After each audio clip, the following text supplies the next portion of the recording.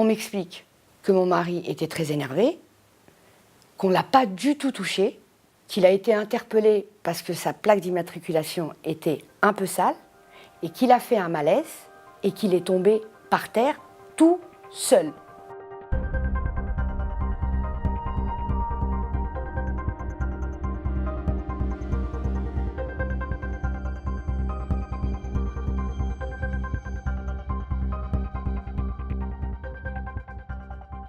J'ai été mise au courant par mon beau-père, donc il m'appelle aux alentours de 10h en me disant je ne veux pas t'inquiéter, mais là, Cédric, il ne répond pas au téléphone, ce qui n'est pas dans ses habitudes.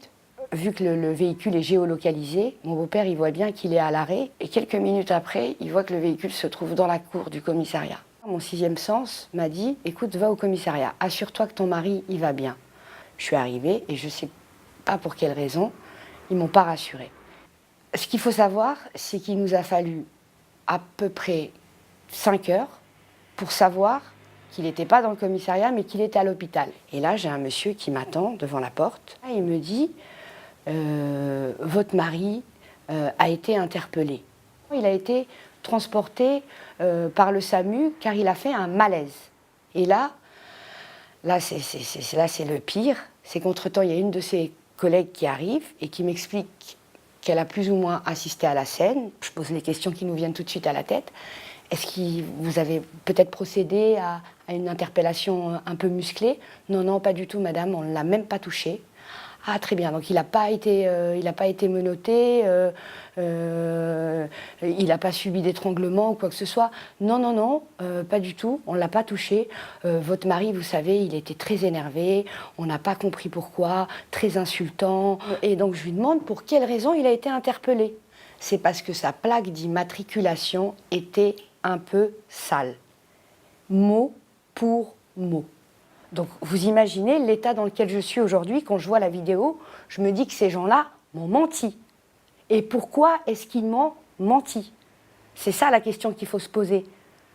Et en me donnant ces explications, pour me rassurer, et c'est justement ce qui m'a beaucoup inquiétée, c'est que la dame me dit, par contre, je suis témoin, les policiers ont fait du mieux qu'ils pouvaient, ils ont fait tout ce qu'il était en leur pouvoir, ils ont procédé à un massage cardiaque.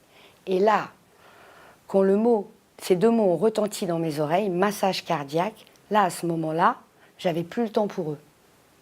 Et là, c'est eux qui me demandent de rester. Ah, s'il vous plaît, madame, pouvez-vous nous laisser vos coordonnées, car vous allez être contactée par l'IGPN. Donc, je me rends à l'hôpital Georges Pompidou. On m'invite à me rendre au service de réanimation. Plutôt qu'être inquiète, je suis plutôt rassurée. Service réanimation, je vais voir mon mari, il va m'expliquer ce qui s'est passé. Et puis voilà, on va rentrer à la maison, tranquillement, et la vie suit son cours. Sauf que non. Il y a une chambre ouverte avec mon mari qui est allongé. Je ne vois pas son visage, je vois que ses jambes.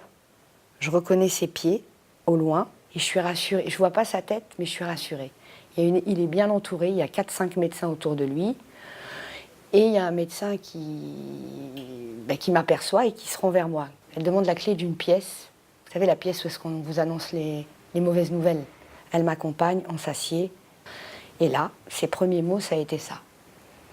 Je tiens à vous dire qu'on est très, très, très, très, très pessimiste sur l'état de santé de votre mari. Pour des raisons qu'on ignore, il a fait un arrêt cardiaque. Son état est critique. Je ne peux rien vous garantir, il faut vous préparer au pire.